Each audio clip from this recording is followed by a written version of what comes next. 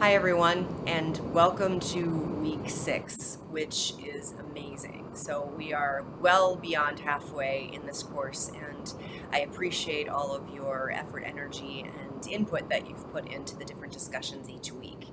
I wanted to let you know that I took a quick look at the project revision that you did, and at first glance, it looks great. I like that you separated out the MVP and you have several stories with acceptance criteria.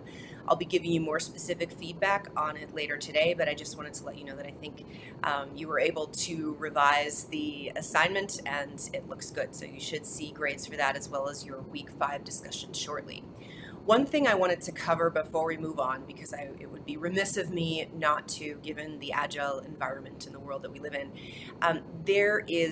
when it comes to user stories, there is a school of thought that you should write every story starting with, as a user, I want, or as a user, I expect, or as a user.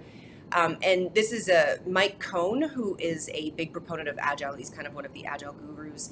He is the creator of Mountain Goat Software. That's his organization. He has hundreds and hundreds of stories that you can download that start with, as a user, I want X.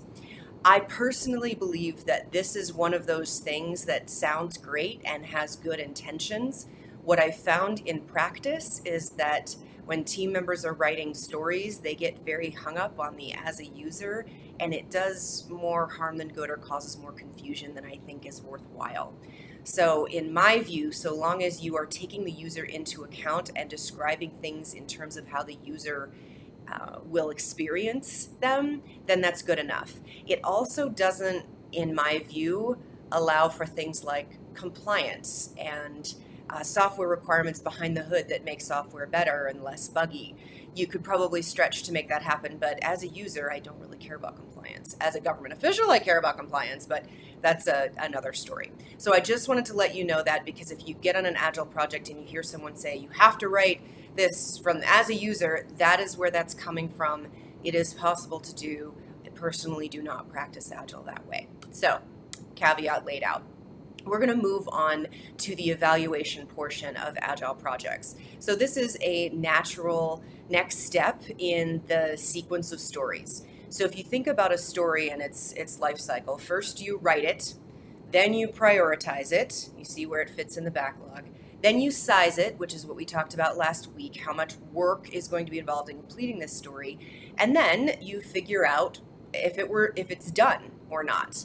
And once you have a series of stories that is completed by a team, you can start to calculate the team's velocity. In other words, how efficient is this team at getting work done? Every team will have a different velocity, but after the few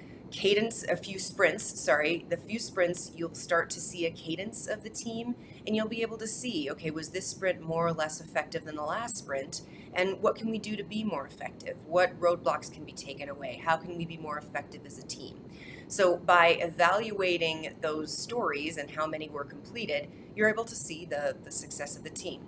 Sounds easy in practice. Of course, like anything, it can be challenging to actually make happen. But this is one area that I hope we'll have some good discussions on and come up with some best practices as to how to get that done. I look forward to your discussion posts this week. As always, I'm available for office hours or meetings if you just give me some notice, and I will talk to some of you soon.